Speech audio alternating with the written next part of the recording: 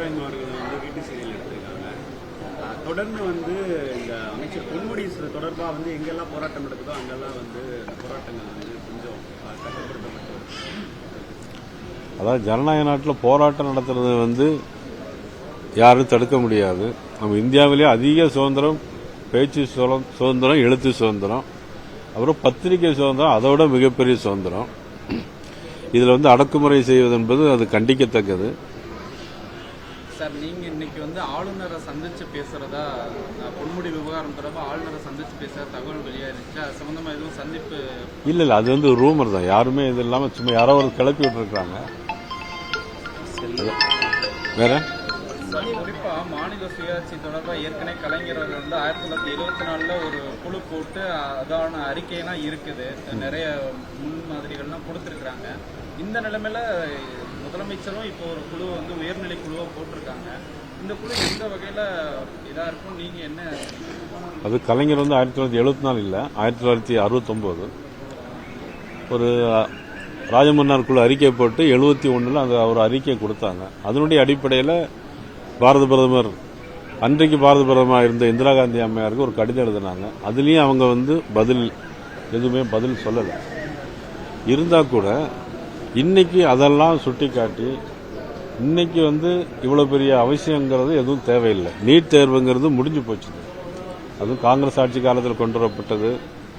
GST Congress ஆட்சி காலத்தில் கொண்டு வரப்பட்டது, யோசிக்கப்பட்டது. பிஜேபி ஆட்சி காலத்தில் இன்னைக்கு கொண்டு வந்தாங்க. அது பிறகு இவ்வளவு சூழ்நிலைக்கிடையில இப்போ வந்து சுயாட்சிங்கிறது இவ்வளவு எல்லா பிரச்சனைகளையும் மறைக்கிறதுக்காக வேண்டி ஒவ்வொரு திட்டமா ஒவ்வொரு யோசனைகளுக்கு அறிவிச்சிட்டு இருக்கிறாங்க.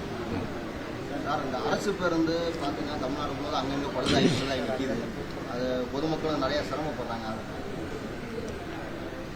இல்ல, பேருந்துகளை பொறுத்த மட்டிலும் எல்லா பேருந்தும் லாபத்தில் ஓடுதாங்கிறது இப்ப சந்தேகம். நிச்சயமா நஷ்டத்தில் தான் இயங்கணும்.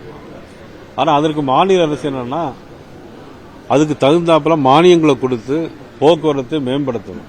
அதாவது மாநில அரசு வந்து எதையுமே மேம்படுத்த முடியாமல், இன்றைக்கு அவர்களுக்கு உள்ள பிரச்சனைகளை தீர்க்க முடியாமல் மக்களை திசை திருப்ப வேண்டும் என்பதற்காக இன்னைக்கு இந்த மாதிரி விஷயங்கள்ல பேசிட்டு இருக்கோம். வேற புதுசா வேற ஏதாச்சும் ஆளுநர் வந்து இந்த சமீபத்தில் வந்து 2 நாள் முன்னாடி வந்து அமைச்சர் பொன்முடியோட பேச்சுக்கு வந்து கண்டனம் தெரிவிச்சிருந்தாரு.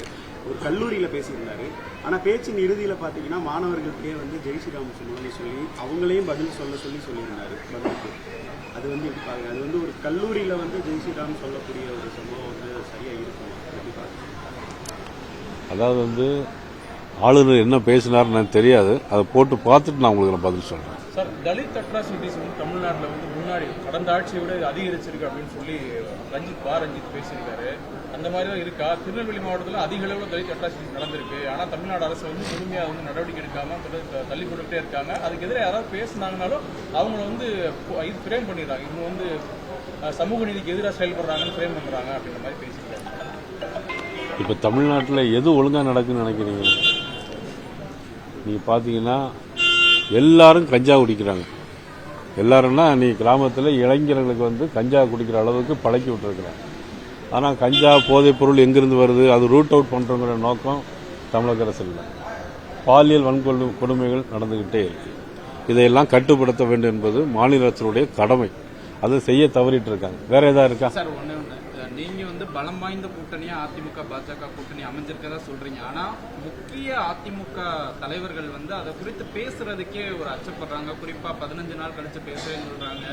ஒரு கூட்டத்துல நிர்வாகிகள் வந்து கண்ணீர் வடிக்கிறாங்க, நம்ம பொறுத்துதான் போகணும் அப்படின்லாம் பேசுறாங்க. இதெல்லாம் எப்படி பாக்குறீங்க சார்? இந்த அவர்களுடைய இந்த கூட்டணி தொடர்பான அந்த பேச்சுக்கெல்லாம் எப்படி பாக்குறீங்க? நீங்க சொல்றத பார்த்தா ரொம்ப மோசமா இல்ல இருக்கு.